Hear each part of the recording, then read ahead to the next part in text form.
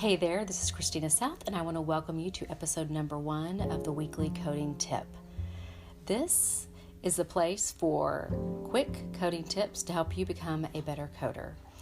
And in the background, you can probably hear one of my dogs drinking right now, but hey, this is life, and so we're just going to keep rolling.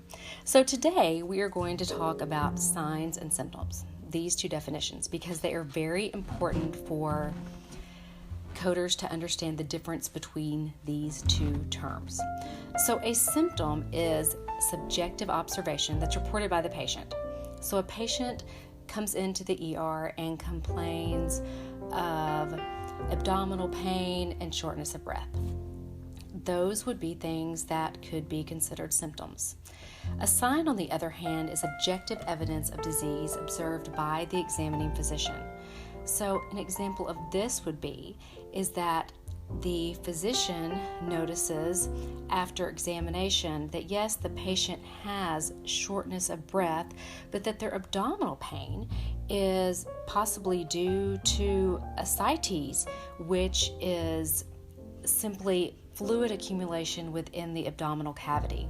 And this is a sign or symptom that can occur particularly in patients who have liver disease.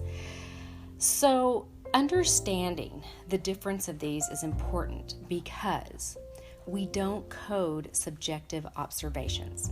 We do code objective evidence of disease that is documented by the provider. So it's really important that you understand the differences in these two as you're reading through the chart so that you can understand what is actually being documented by the physician and that you're not just reading what the patient has stated is wrong with them, because we can't code that. We have to have an actual diagnosis. Well, we prefer an actual diagnosis. We really, as coders, don't love having to code signs because usually that means that the physician may not have come to a conclusion as to what diagnosis the patient actually carries.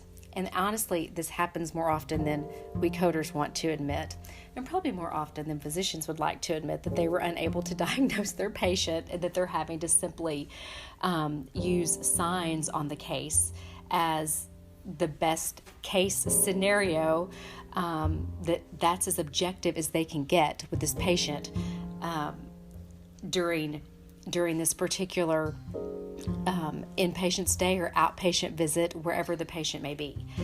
So you may want to write these definitions down, especially if you're a new coder, so that you can keep these terms ready when things start coming up, whether you need to review something and go, was that subjective? Was that something the patient simply stated that they observed that's wrong with them, but it's subjective? And then to be able to understand the difference between when a physician has actually documented a diagnosis. Now, next week, for episode number 2, we're actually going to talk about when we code signs and symptoms, because there are coding guidelines regarding when we can and cannot code these. And it goes a little deeper than what I gave today. But just to sum everything up, a sign is the objective evidence of disease that the physician observed. A symptom, on the other hand, is a subjective observation that's made by the patient. We cannot code subjective observation, but we can code objective evidence of disease that is documented by the physician. So I hope this helps you out today.